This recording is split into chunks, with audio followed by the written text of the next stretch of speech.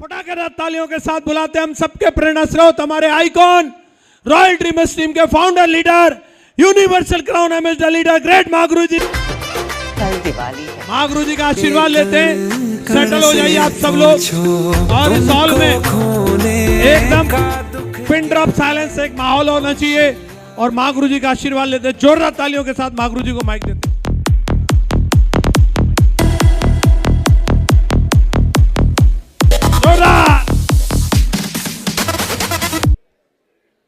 मेरठ की जोश को मैं सैल्यूट करता हूं। आज बहुत अच्छा लगा आप लोगों के बीच में आकर के, जो प्यार जो सम्मान आज आपने मुझे दिया।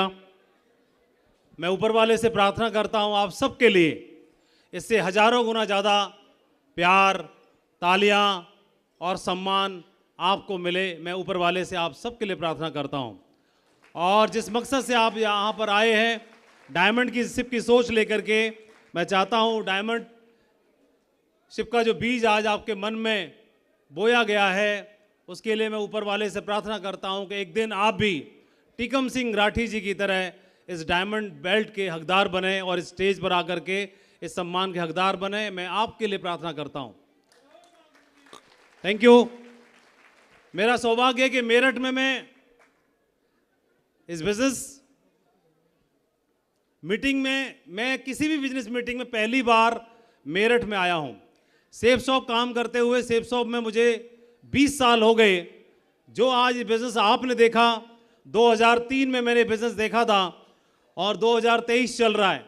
सेफ शॉप की यात्रा मेरी 20 साल की हुई, लेकिन 20 सालों में मेरठ मैं अपनी बिजनेस लाइफ में पहली बार आया हूं, इससे पहले कभी आया नहीं। और किसी शहर में आप पहली बार जाएं 20 साल में, ऐसा नहीं है। मेरा जन्म आगरा में हुआ, कर्मस्थली आगरा ही थी। अभी कर्म भूमि मेरी पूरी भारत है, लेकिन भारत के कोने कोने में मैं घूमा, मेरठ आने का मौका नहीं मिला। जहां से आज़ादी की पहल हुई, जहां से क्रांति का जन्म हुआ, जहां पर पूरे भारत में सबसे पहले क्रांति का बिगुल जहां से बजा। एक बार आज़ादी के लिए मिशन की शुरुआत यहां से हुई थी और मुझे लगता है कि एक और आज़ादी की आवश्यकता है। वो आज़ादी है आर्थिक आज़ादी। उसके लिए भी एक पहल करने की और आवश्यकता है। मेरठ वीरों की भूमि है और मुझे प्राउड है कि ऐसी धरती पर आने का मौका मिला। यहाँ पर वो भी डायमंड शिप के जश्न में मेरठ से लगातार डायमंड निकल रहे हैं। एक बहुत बड़ा कारवां मेरठ में है और मुझे लगता है मेरठ का कारवां मेरठ तक नहीं सिमटेगा, एक दिन हिंदुस्तान के कोने कोने में परचम फहराएगा यहाँ की सफलता का। मैं आप सभी सीनियर लीडर्स को, गोल्डन क्लब, ब्लू क्लब और हमारे रेड क्लब के लीडर्स को कंग्रेचुलेट करना चाहता हूं। आज का दिन बहुत दमदार है और मैं आज के हीरो टीकम सिंह राठी जी को भी धन्यवाद देना चाहता हूं और डायमंड क्लब में उनका स्वागत करता हूं कि आज आपने इस शानदार क्लब को क्वालिफाई किया और लोगों को बता दिया। कोई भी कारण, कोई एक कारण आदमी को किसी भी मकाम पर पहुंचाने के लिए काफ़ी है। इन्होंने कोई बहाना नहीं आने दिया बिजी रहने का, उम्र का,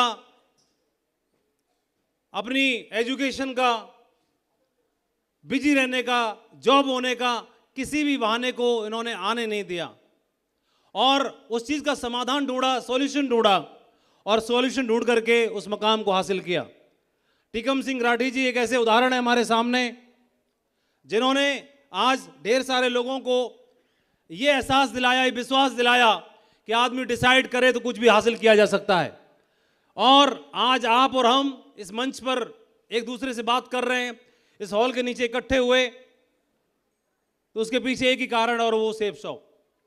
सेफ शॉप नहीं होता तो शायद हम और आप बात नहीं कर रहे होते। कहाँ रखा है लैपटॉप, काम नहीं कर पा रहा, थोड़ा ऊपर कर दो।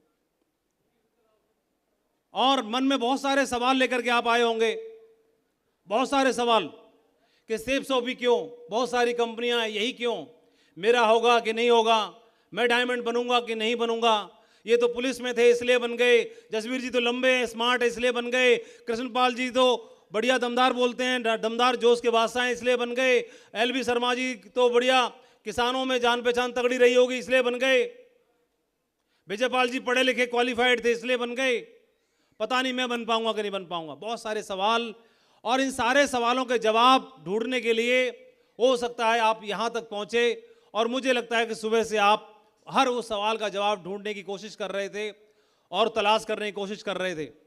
ढेर सारे सवालों के जवाब बहुतों को मिले होंगे, कोई बात आपके दिल तक जरूर पहुंची होगी, मुझे पूरा भरोसा है। और एक बात ही आदमी को आगे ले जाने के लिए, किसी भी मकाम तक पहुंचाने के लिए काफी होती है। और इसमें ढेर सारे लीडर्स जिन्होंने आज इस मकाम को हासिल किया, ढेर सारे लीडर्स जिन्होंने आज एमराल्ड की रिकॉग्निशन ली, कोरल बने, पर्ल बने, सिल्वर बने, और बहुत सारे प्रोफाइल के लोगों ने इस बिजनेस में अलग अलग स्टोरीज आप लोग देखते सुनते होंगे, जिन्होंने इस बिजनेस में डायमंड बन के दिखाया और डायमंड बनते हुए लगातार मकाम को हासिल कर रहे हैं। इस बिजनेस में लगातार लोग करोड़पति क्लब को क्वालिफाई कर रहे हैं, लगातार लोग ऐसे हैं जो करोड़पति से भी आगे निकल रहे हैं, अपने ड्रीम कार का सपना पूरा कर रहे हैं, अपने घर का सपना पूरा कर रहे हैं, अपने माँ बाप को देश विदेश घुमाने का सपना पूरा कर रहे हैं, उनकी धार्मिक यात्राओं को कराने का सपना पूरा कर रहे हैं। लोग ऐसे लोग हैं जो हजारों की तादाद में हैं, जिन्होंने शुरुआत 1 से की थी और संख्या 0 0 0 0 0 0 0 लगातार उसके पीछे लगती चली जा रही है। और आज ऐसे ढेर सारे लोग हैं जिनमें जोश है, उत्साह है, उमंग है, कमिटमेंट है, एक जज्बा है कुछ कर गुजरने का, अपने परिवार के लिए, अपने नाम कमाने के लिए, अपने घर को कुछ किसी कहीं पर पहुंचाने के लिए वो जोश है। और उसी भीड़ का हिस्सा, इसी में से निकलने वाले कुछ आप लोग यहाँ पर हैं। और मुझे लगता है कि जो लोग भी आज यहाँ पर हैं, आने वाले 3 से 4 साल के अंदर एक दिन आपका भी नाम कॉल किया जाएगा एज ए डायमंड के रूप में, और वो सक्सेसफुल आदमी के रूप में, जो न बल्कि अपने परिवार के लिए कुछ करके दिखाएगा, उदाहरण बन के दिखाएगा, बल्कि वो उन सारे लोगों के लिए भी जो लोग इंस्पायर होते हैं जिन लोगों को देख करके। ये बहुत सारे आइकॉनिक लीडर्स हैं जिन्होंने इतनी बड़ी सफलता को हासिल करके दिखाया और एक विश्वास दिलाया कि सेफ सब क्यों करना चाहिए। एक गांव का निकला हुआ एक किसान आदमी जो गरीब है, ब्राह्मण है, और इस बिजनेस में आकर के एक अमीर ब्राह्मण बन जाता है। हमेशा इतिहास में ऐसी कहानी पढ़ने मिलती है कि एक गरीब ब्राह्मण रहा करता था, एक गरीब ब्राह्मण था, लेकिन लाल बहादुर शर्मा जी ने कहानी बदल दी। अब उनके नाम के आगे गरीब ब्राह्मण नहीं बल्कि एक अमीर ब्राह्मण लगता है। कोई आदमी चाहे तो अपने बैरियर को तोड़ सकता है, ऐसा उन्होंने करके दिखाया। ये राशन का कोटा चलाने वाला एक नॉर्मल पढ़ाई लिखाई करके गांव से निकलने वाला लड़का अगर चाह ले तो कुछ क्या नहीं किया जा सकता है। इस बिजनेस में आपको भरोसा करके दिखाया कि इतने लोग अगर डिसाइड कर लें तो कोई किसी भी मकाम को हासिल किया जा सकता है। ये व्यक्ति जगुआर कार से चलता है, जगुआर गाड़ी से, और आप देखेंगे इंटरनेट पे सर्च करके देखना कि जगुआर ड्राइव करने वाले किस प्रोफाइल के लोग होते हैं, जगुआर जिनके घर में जगुआर ओनर किस प्रोफाइल के लोग होते हैं, और ये फॉर्च्यूनर ओनर किस प्रोफाइल के लोग होते हैं, और ये मर्सिडीज ओनर किस प्रोफाइल के लोग होते हैं। जब उस प्रोफाइल को आप चेक करोगे तो आपको प्राउड होगा कि एक दिन वो प्रोफाइल आपका और आपके परिवार का बन सकता है। इन लोगों ने भरोसा दिलाया कि किसी भी मकाम को हासिल किया जा सकता है। इन्होंने सफलता की एक ऐसी कहानी बना के दिखाई कि एक आम आदमी चाह ले तो भरोसा करके अपने परिवार का इतिहास बदल सकता है। ये वो लोगों की श्रेणी है। ये लगातार लगातार लगातार बनते चले जा रहे हैं और लोगों को विश्वास दिला रहे हैं एक दिन आपका भी नाम हो सकता है। तो क्यों सेफ सोप करें?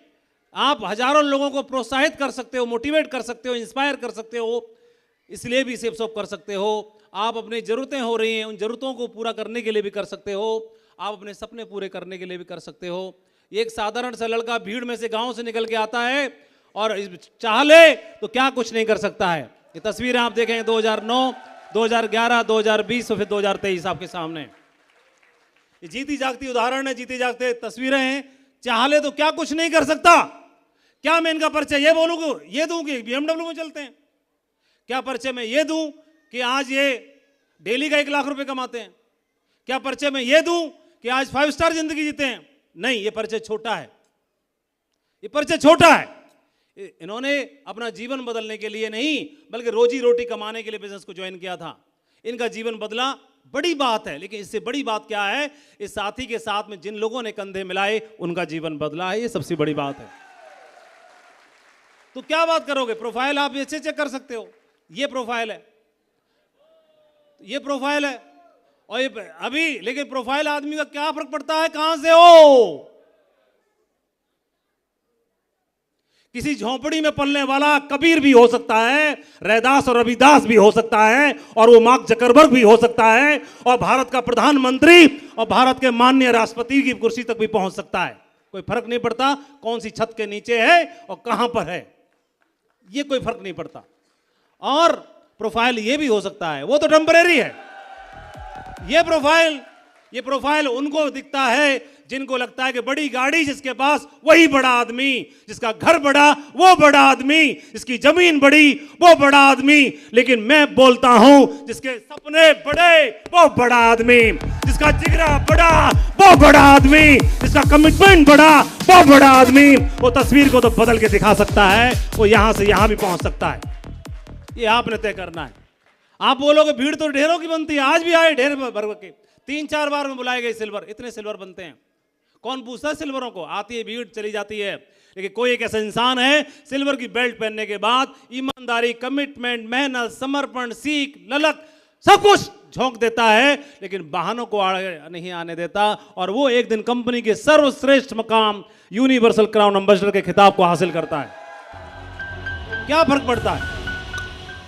किसी भी मकाम को आप हासिल कर सकते हो, ये आपने तय करना है। और सेब सब क्यों? मैं एक सवाल पूछता हूं आपसे,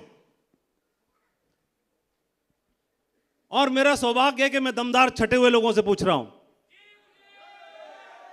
जो डायमंड बनना चाहते हैं, मैं उनसे पूछ रहा हूं। माइक में दम नहीं है, इसमें खराब चल रहा है। और एक राजा के 3 सुपुत्र थे, 3 राजकुमार थे। किसके थे? राजा के। राजा के 3 सुपुत्र, 3 राजकुमार। राजा बढ़िया बड़ा विजनरी लीडर था, अपना राजकाज बढ़ा रहा था, विस्तार कर रहा था, जैसे आप अपनी टीम बढ़ाना चाहते हो दिन रात। वो अभी राज्य का विस्तार करना चाहता था, राज्य का विस्तार खूब किया। उसे लगा कि मैं कब तक करूंगा, मेरा तो अंत समय आएगा ही, मेरे जो सुकुमार हैं इनको भी परीक्षा ले ली जाए, संभालना तो इन्हीं को है। राजगद्दी का हकदार कौन है चेक कर लेते हैं। उन्होंने 3 साल के लिए धार्मिक यात्रा की प्लानिंग कर ली, आध्यात्मिक उन्नति करने के लिए। और पुत्रों को बोला कि 3 साल के लिए जा रहा हूं, लौट के आऊंगा। 1-1 बोरा गेहूं दे दिया तीनों को। 3 साल के बाद मुझे वापस चाहिए, पहले को, दूसरे को, तीसरे को 1-1 बोरा गेहूं दिए।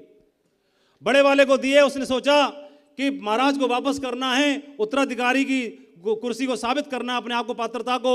उसने बढ़िया एक स्ट्रांग रूम ढूंढा, एक दिन में चौकीदार, एक रात में चौकीदार लगा दिया, 7 ताले लगा करके, और गेहूं को अंदर बंद कर दिया कमरे में, स्ट्रांग रूम में। दूसरे वाले ने बोला कि कितने भी स्ट्रांग रूम में बंद कर दूं, खा जाएंगे चूहे, खा जाएगा गुन, खराब हो जाएगा। और उसने क्या किया?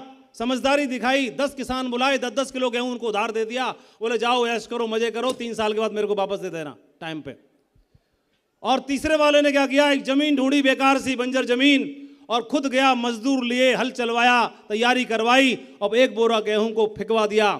एक फसल की, फिर दूसरी फसल की, फिर तीसरी फसल की, फिर चौथी फसल की, फसल पे फसल, फसल पे फसल।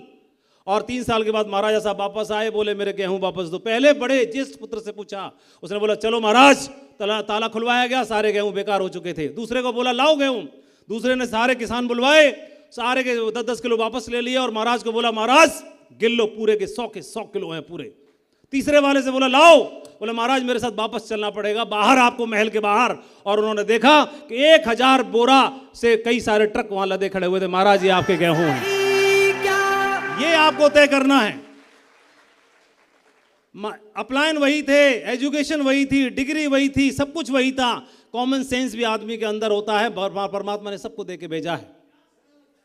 कोई भी आता है कुछ भी बोल के चला जाता है, कोई भी आता है कुछ भी बोल के चला जाता है। वह बात जो आपको बोली जाती है, वह बात टीकम सिंह राठी को भी बोली जाती है, जसवीर को भी बोली जाती है, कृष्णपाल को भी बोली जाती है, लाल बहादुर शर्मा को भी बोली जाती है, देवेंद्र राघव को बोली जाती है, लक्ष्मण चौधरी को बोली जाती है, संदीप त्यागी को बोली जाती है, विजयपाल सिंह को बोली जाती है, और वही आपको बोली जाएगी। बोलने के बाद रिएक्ट क्या करते हो? ऑक्सीजन जब कार्बन से मिलती है तो कार्बन डाइऑक्साइड बना देती है, लेकिन हाइड्रोजन से मिलती है तो जीवन दायिनी पानी बना देता है। यह आपको तय करना है कि रिएक्शन क्या करते हो आप। और यह परिस्थितियां अलग अलग हो सकती हैं, कुछ भी अलग अलग हो सकता है, लेकिन देखने की जरूरत है आप जहां पर हो, हर पल हर क्षण हमारे पास में जीवन में लक्ष्य है। लक्ष्य आदमी का क्या रहता है? ये रहता है। एक बार एक नदी में, एक बार क्लोज हो गया दोस्तों, जिस मकसद से आप यहां पर आए हैं, एक बार एक नदी में हाथी की लाश बह रही थी। नदी में हाथी की लाश बह रही थी और कोए ने देख लिया कि कहां मुंह मारता फिरूंगा, हाथी है। हाथी के ऊपर बैठ गया, खूब चोंच मारी, खाना खाया, ठंडा पानी बह रहा था, संग से पानी पी लिया और बहता जा रहा था। नज़ारे देखने मिल रहे हैं वो अलग, कहीं जाने की जरूरत नहीं है, वहीं पेट भरो, वहीं पानी पियो, वहीं नज़ारे देखो। नदी लगातार बहती जा रही थी। नदी का लक्ष्य है, नदी का लक्ष्य, हर नदी का लक्ष्य है समा जाना। कहां? वही अंतिम लक्ष्य है।